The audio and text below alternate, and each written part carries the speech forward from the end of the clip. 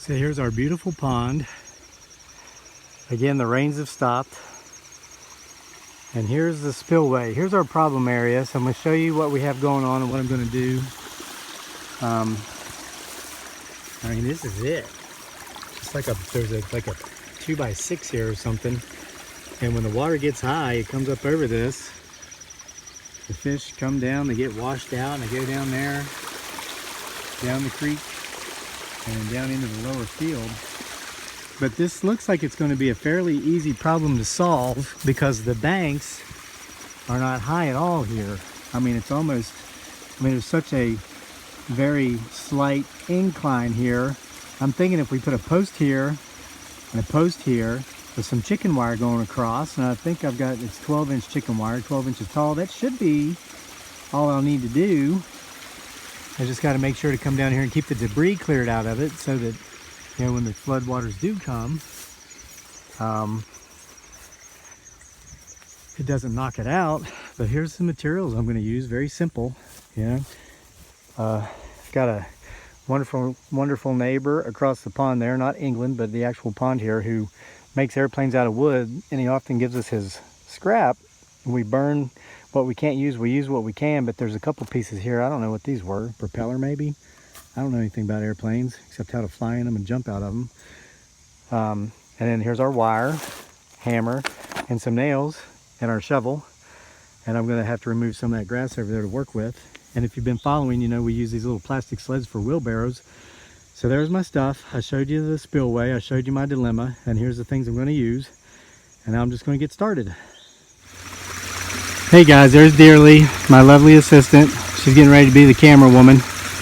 I've just cut down the weeds so I could get to the soil here and see if I can find a place where hopefully there's no cement. So smile and wave. Here's the camera. We go from beauty to the beast. So, what I want to do, these might just be the perfect, I mean, I had a couple of T-posts, but they're like 8 feet long, and they were too long. I didn't want to use them, and I saw these, and sometimes when I see something, my mind will make a connection, and this just looks like perfectly angled to be buried up to this point, and then this will be the perfect height, if it's possible. So let's start digging. And we should be able, I think, the water seems to come out about right here at most. So,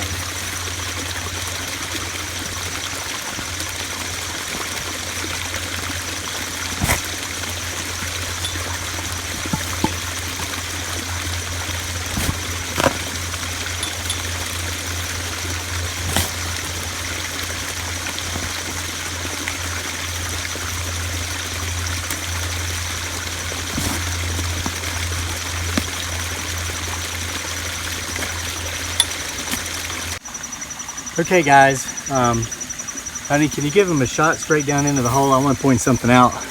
My fear is that I'd hit concrete and not be able to do this, and I hit the outer edge of it right here. But fortunately, this was nothing but dirt, so I just moved over a little bit. So here's what I'm going to do. Now, of course, if I ran this straight across, I'd have a gap about that high over the spillway, and the fish would just go right underneath it. So what I'm doing here, the method to my madness, is I'm going to actually connect this to the post to where it's flush at the top, connect it a couple ways down, but not connect it at the bottom, so when I sink this into the ground, it'll actually go like that, whatever you call that. There's probably a better word for it than whoosh. But it's going to go like that, so here it should cover that gap, and maybe we can put a cinder block or something on it to hold it down. So now I'm going to dig the next hole, and we're going to hope that we have the same success and we don't hit the concrete slab underneath that soil.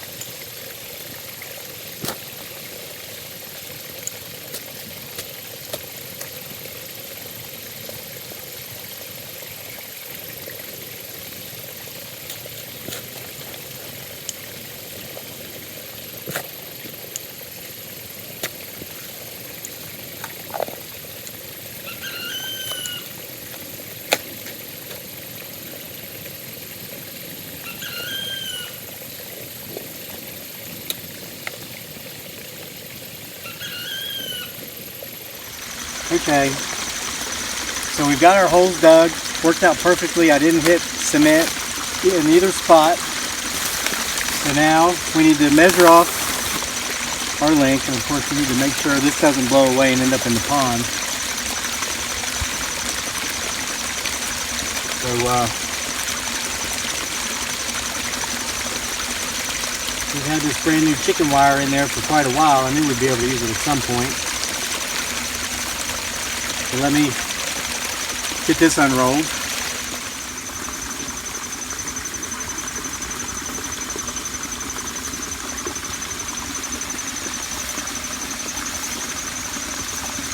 Okay, so we've got our length rolled out, and so I'm going to make sure to clip off a little bit longer than I think I need, because it's always better to have some extra room to play with and not quite enough. So this should cover it. And I've rethought this whole idea of the bottom down here, where I'm going to have that down. And I'll show you this as I do it, but I'm not going to cover that with a cinder block, because obviously a cinder block there is just this big, large, massy object that even though it's heavy, it's nothing compared to water. So the water would actually use the cinder block to pull the contraption through. So I got a couple of tent pegs. We're just going to peg this down as best we can here on the soil when we get to that part. But let me get the cutting with my Leatherman, and we'll be right back with that. So do you think you have enough slack over there? Yeah. Goes all the way around the side? Yep. Okay, so we've made our cut, and we're making sure we have enough slack here. And we're putting the wire on the front part of the posts so that the posts themselves will actually help support the wire against the water when the water rises, rather than putting it on the back part, which the water could then rip it off. So, you say it looks good over there, honey? Yeah. Okay. Okay, so here's what we've done. All we have left to do now is bury our posts. So I want to point out to you here the method of our madness. As I said before, we secured the top half of the wire to the post, but not the bottom half, because we want this to flip up, which we've done, come down smoothly, and you see here it goes down here to the bottom, the surface, and makes like a catcher's mitt, the catching part in a catcher's mitt, if you think in terms of baseball. And then it goes all the way over to the other post, and we did the same thing. We nailed here and here and one on the side to hold it, but the bottom part is going to remain loose. Now you're probably thinking, why'd you use nails? Why didn't you use staples and a staple gun? Well, because I don't have staples and a staple gun. And like Teddy Roosevelt said, do the best with what you've got. So I had nails, and we've done this with other things, and maybe I'll get a staple gun someday. But this will work. So now we're going to flush these up and bury them. And here's what I was talking about. Now, and I explained this to Dearly, about if I put a cinder block here and this water comes through, I am not going to stop that water. And if I fight this water, I'm going to lose. If I put this big heavy cinder block here to hold this down, it's going to look nice until the next flood comes, and then that water is going to take that cinder block and push straight through here and rip this entire contraption out of the ground. So we don't want to fight the water. Remember, feng shui. We made the video about the feng shui pepino vines or cucumber vines. Let them grow the way they want. We're going to do the same thing with this. So instead of using a cinder block, we're just going to use some tent spikes here, and to give a little more stability, spike this thing down into the soil here on both sides. So with no further ado, I'm going to bury my posts. Okay, we've got our posts buried, and my little metal tent pegs weren't good enough, so we got a couple large plastic ones. I've been hitting concrete down here, so what I've found is that I need to secure this right behind the spillway that was already there. So I'm going to come back here,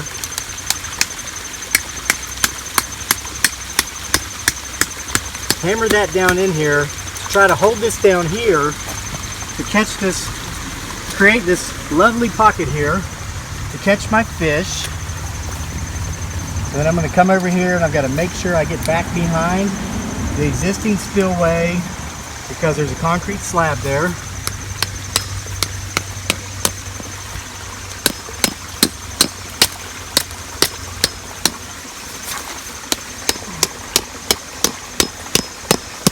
There, perfect. Now, Pin that down a little bit, like this. It's one of the lovely things about chicken wire is you can form it as it needs to be formed.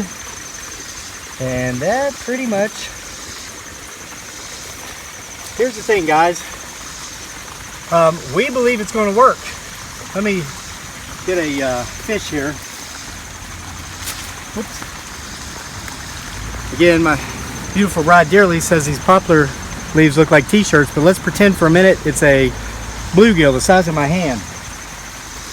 Flood waters come up, fishy goes down to the spillway. Is it going to work?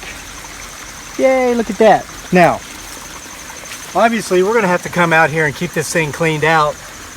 Make sure debris doesn't build up, because as debris or sticks or anything else builds up against this mesh, that's just going to help the water, when it does rise, rip this thing out of here. And this might not work. It might work a few times, and it might get ripped out anyway, depending upon the flood. But it's going to work better than nothing. And we've been putting this off for a long time. And a lot of you folks have been commenting in the videos we've been making about these floods. Why don't you just take chicken wire, get some posts, and make a mesh guard? And we finally did that. So we want to thank you for helping motivate us to do something we knew we needed to do. Because we've been saying, well, if we just did this, if we just did that, we wouldn't have this problem. Well, we stopped ifing and we started doing, and we have you to thank because you've helped motivate us to do. So we'll keep you updated, and hopefully the next time there's a flood, we're not going to be picking fish up out of the field, because the fish will be captured by our safety net. We hope you learned something from this video. We hope you enjoyed it, and if you did, please subscribe to our channel, Homesteading Off the Grid, and we'll see you next time with more.